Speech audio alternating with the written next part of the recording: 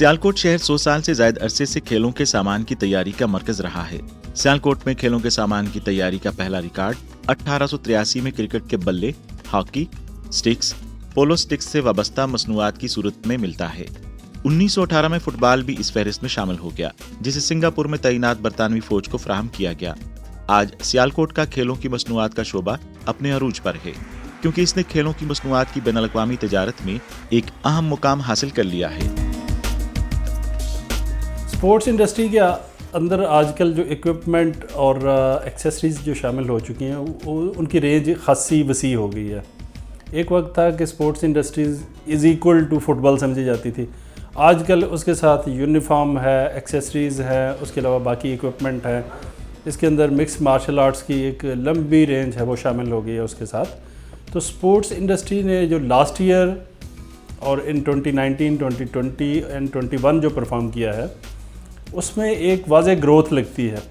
पूरी दुनिया जबकि कोविड-19 के असर में थी, उस वक्त सियालकोट की स्पोर्ट्स इंडस्ट्री, जो कि पाकिस्तान की स्पोर्ट्स इंडस्ट्री है, उसने इतना अच्छा परफॉर्म किया है कि ओवरऑल तकरीबन 120% तकरीबन ग्रोथ इन्होंने रिकॉर्ड की है सियालकोट में। इस वक्त सियालकोट सालाना 40 से 60 मिलियन फुटबॉल तैयार कर रहा है।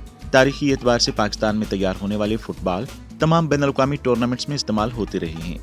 ब्राज़ोका और टेल स्टार 2 ऐसे पाकिस्तानी साख्ता फुटबॉल थे जो बेतरतीब ब्राज़ील और रूस में मुनक्कद होने वाले फीफा वर्ल्ड कप्स का हिस्सा बने।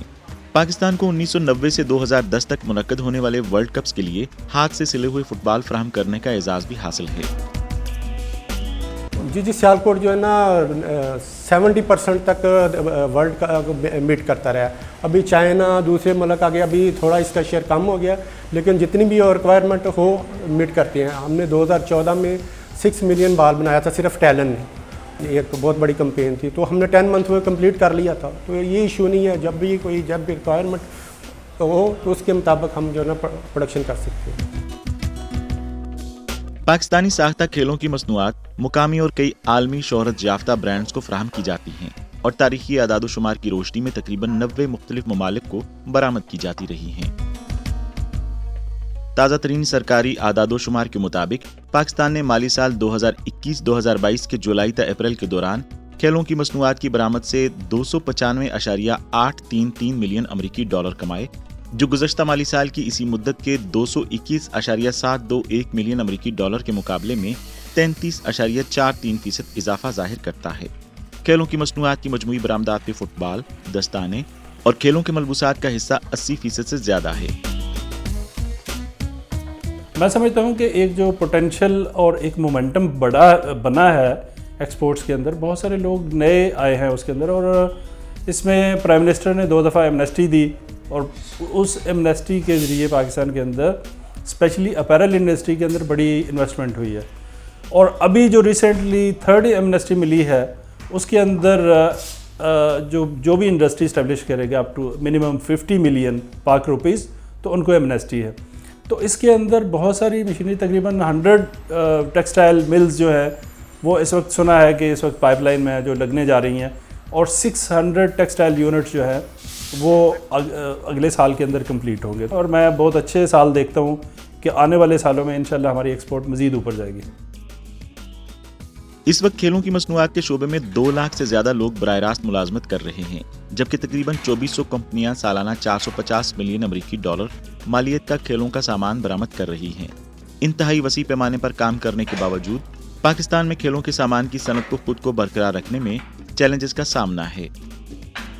जी, इनमें सबसे जो मेन काम ये है कि वर्कर की शॉर्टेज, क्योंकि जो हार्डबॉल है ये एक बहुत ही पेचीदा आइटम है। इसकी कह लें कि सियालकोट में बहुत ज़्यादा यूनिट नहीं है, बहुत शॉर्ट सा काम है, जिसकी वजह से इसकी हमें वर्कर की बहुत प्रॉब्लम होती है। इसके वर्कर बहुत शॉर्ट हैं। इस वक्त जो ग्लोबल लॉजिस्टिक कॉस्ट है वो बहुत ऊपर चली गई है, और उसकी रीज़न ये है कि जो बैकलॉग था कोविड-19 का लास्ट ईयर का, वो बैकलॉग की वजह से logistic companies under stress I, और उसके बाद जो ग्लोबल सिनारियो है रिगार्डिंग यूक्रेन और रशिया कॉन्फ्लिक्ट का, उसका इफ़ेक्ट पड़ा हमारे फ्यूल प्राइसेस पे, और वो fuel prices later on add हुई हमारी लॉजिस्टिक कास्ट के अंदर। बहुत ज़्यादा इश्यूज़ हैं। जो हमारा सबसे बड़ा इशू है रीसाइकलिंग का है। اس انڈسٹری کو آج تک ڈائریکشن ہی نہیں دی گئی کہ ہم لوگوں نے اپنی ویسٹ اور ریسائکلنگ کو کہاں پر پھینکنا ہے یا یوز کرنا ہے یا کیسے اس کو ڈمپ کرنا ہے, جس کی وجہ سے اوبویسلی ایک اٹس ناٹ انوائرمنٹ فرینڈلی, جو کافی زیادہ پرابلمس آتی ہیں. اوبویسلی اس کے بعد را مٹیریلز ہیں, امپورٹ ڈیوٹیز ہیں جو سب سے زیادہ پرابلمس ہیں.